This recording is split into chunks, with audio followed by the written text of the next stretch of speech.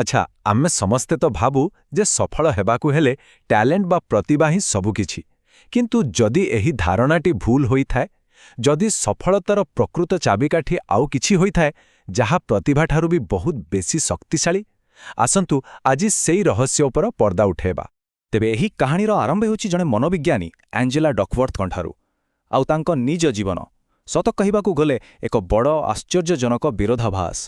କଳ୍ପନା କରନ୍ତୁ ତ, ପିଲାବେଳେ ତାଙ୍କ ବାପା ତାଙ୍କୁ ବାରମ୍ବାର ଏହି କଥା କହୁଥିଲେ, ଆଉ ଏହି ଗୋଟିଏ ବାକ୍ୟ ତାଙ୍କ ମନରେ ଏମିତି ଏକ ଗଭୀର ଛାପ ଛାଡ଼ିଦେଲା ଯେ ସେ ସବୁବେଳେ ନିଜ ସାମର୍ଥ୍ୟକୁ ନେଇ ସନ୍ଦେହରେ ରହୁଥିଲେ। କିନ୍ତୁ କାହାଣୀରେ ଟ୍ୱିଷ୍ଟ ଦେଖନ୍ତୁ। ବର୍ଷ ବର୍ଷ ପରେ ସେହି ସମ୍ମାନ ଝିଅକୁ ମିଳିଲା ମ୍ୟାକାର୍ଥର ଫାଉଣ୍ଡେସନର ଜିନିୟସ୍ ଗ୍ରାଣ୍ଟ। ହଁ, ସେହି ଜିନିୟସ୍ ପୁରସ୍କାର। ଏଇଠି ହିଁ ଗୋଟିଏ ବଡ଼ ପ୍ରଶ୍ନ ଆସୁଛି। ତେବେ ପ୍ରକୃତରେ ପ୍ରତିଭା ବା ଜିନିୟସ୍ କ'ଣ? ଏଇଟା ହିଁ ତ ମୂଳ ପ୍ରଶ୍ନ। ଯଦି ପ୍ରତିଭା ନୁହେଁ, ତେବେ ତାଙ୍କ ସଫଳତା ପଛରେ କ'ଣ ଥିଲା? ଆଉ ଏହାର ଉତ୍ତର ଖୋଜିବା ପାଇଁ ତାଙ୍କର ନିଜ ଜୀବନର ଅନୁଭୂତି ତାଙ୍କୁ ଏକ ବହୁତ ହି ଅସାଧାରଣ ସ୍ଥାନକୁ ନେଇଗଲା। ଆଉ ସେହି ଉତ୍ତର ଖୋଜିବା ପାଇଁ ସେ ପହଞ୍ଚିଲେ ଏକ ଏମିତି ସ୍ଥାନରେ ଯେଉଁଠି ଦେଶର କେବଳ ସବୁଠୁ ବେଷ୍ଟ ଆଉ ବ୍ରାଇଟେଷ୍ଟ ଲୋକ ହିଁ ପହଞ୍ଚିପାରନ୍ତି, ଆମେରିକାର ୱେଷ୍ଟ ପଏଣ୍ଟ ମିଲିଟାରୀ ଏକାଡେମୀ।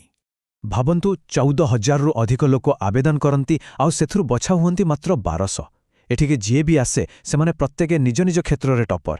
କିନ୍ତୁ ଏତେ ସବୁ ପରେ ବି ପ୍ରତି 5 ଜଣରୁ ଜଣେ କ୍ୟାଡେଟ୍ ଟ୍ରେନିଂ ଅଧାରୁ ଛାଡ଼ି ଦିଅନ୍ତି। କିନ୍ତୁ କାହିଁକି? ଦେଖନ୍ତୁ, ୱେଷ୍ଟ ପଏଣ୍ଟ ଆବେଦନକାରୀଙ୍କୁ ବାଛିବା ପାଇଁ ଗୋଟିଏ ସ୍କୋର ବ୍ୟବହାର କରେ ଯାହାକୁ କୁହାଯାଏ ହୋଲ୍ କ୍ୟାଣ୍ଡିଡେଟ୍ ସ୍କୋର। ମୋଟାମୋଟି ଭାବରେ ଏଥିରେ ସବୁକିଛି ଥାଏ। ପରୀକ୍ଷା mark, leadership quality, physical fitness. ସେମାନଙ୍କ ହିସାବରେ ଏଇଟା ହିଁ ଥିଲା ଜଣଙ୍କର ପ୍ରତିଭା ମାପିବାର ସବୁଠୁ ଭଲ ଉପାୟ। ଆଉ ସେଠାର ଜୀବନ କେମିତି? ଭାବନ୍ତୁ ତ, ସକାଳ 5ଟାରୁ ଉଠିବା, ରାତି 10ଟାରେ ଶୋଇବା, ଆଉ ଦିନସାରା କେବଳ କଠୋରରୁ କଠୋରତର ଶାରୀରିକ ଓ ମାନସିକ ପ୍ରଶିକ୍ଷଣ। ଏହାକୁ ବିଷ୍ଟ ବ୍ୟାରେକ୍ସ ବୋଲି କୁହାଯାଏ। ଏମିତି ଚାପରେ ତ ଯିଏ କେହି ବି ହାର ମାନିଯିବ, ନୁହେଁ କି? ଆଉ ଏଇଠି ହିଁ ସବୁଠୁ ବଡ଼ ରହସ୍ୟ ସାମ୍ନାକୁ ଆସିଲା। ଆଶ୍ଚର୍ଯ୍ୟର କଥା, ଯେଉଁ ହୋଲ୍ କ୍ୟାଣ୍ଡିଡେଟ୍ ସ୍କୋର ଅର୍ଥାତ୍ ପ୍ରତିଭାକୁ ଆଧାର କରି ସେମାନଙ୍କୁ ବଛାଯାଇଥିଲା, ସେଇଟା କିଏ ଟ୍ରେନିଂ ଶେଷ କରିବ ଆଉ କିଏ ଛାଡ଼ିଦେବ ତାର କୌଣସି ଆକଳନ କରିପାରିଲା ନାହିଁ। ତାହେଲେ ପ୍ରକୃତ କାରଣ କ'ଣ ଥିଲା? କେଉଁ ଜିନିଷଟି ସତରେ ପାର୍ଥକ୍ୟ ସୃଷ୍ଟି କରୁଥିଲା?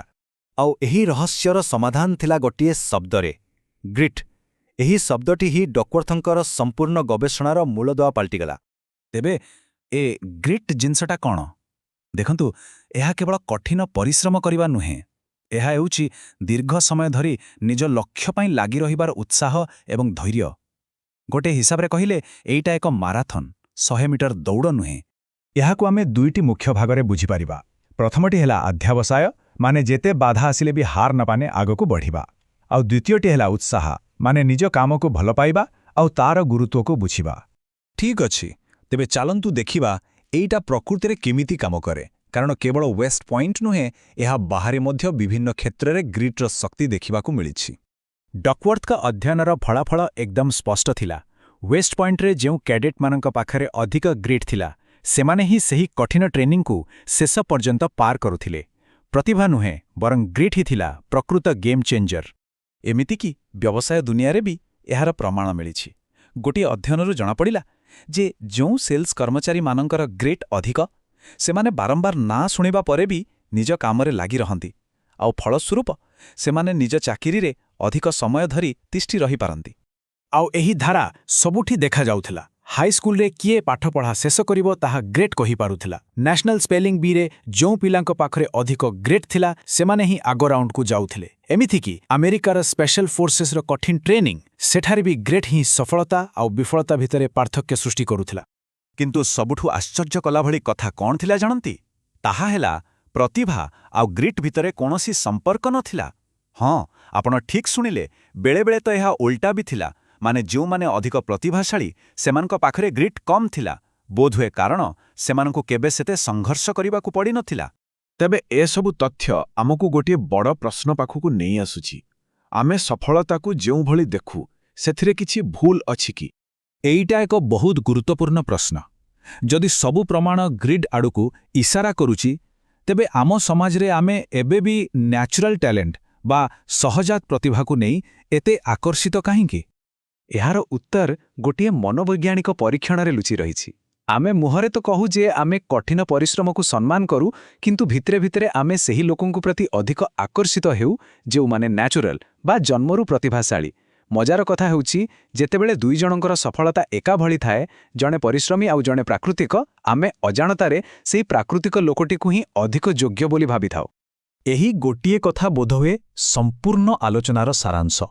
ଆମ ଭିତରେ କ'ଣ ସାମର୍ଥ୍ୟ ଅଛି ତାହା ଗୋଟିଏ କଥା, ଆଉ ଆମେ ତାକୁ ନେଇ କ'ଣ କରୁଛୁ ତାହା ସମ୍ପୂର୍ଣ୍ଣ ଅଲଗା କଥା। ଏହାର ଅର୍ଥ ହେଲା ଟ୍ୟାଲେଣ୍ଟ ତ କେବଳ ଆରମ୍ଭ ମାତ୍ର। ପ୍ରକୃତ କଥା ହେଉଛି ଆମେ ତାକୁ ନେଇ କେତେ ପରିଶ୍ରମ କରୁଛୁ, କେତେ ଧୈର୍ଯ୍ୟ ରଖୁଛୁ।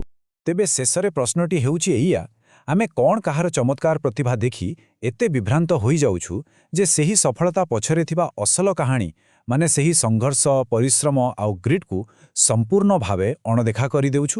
ଏ ବିଷୟରେ ଟିକେ ଭାବିବା ନିହାତି ଦରକାର।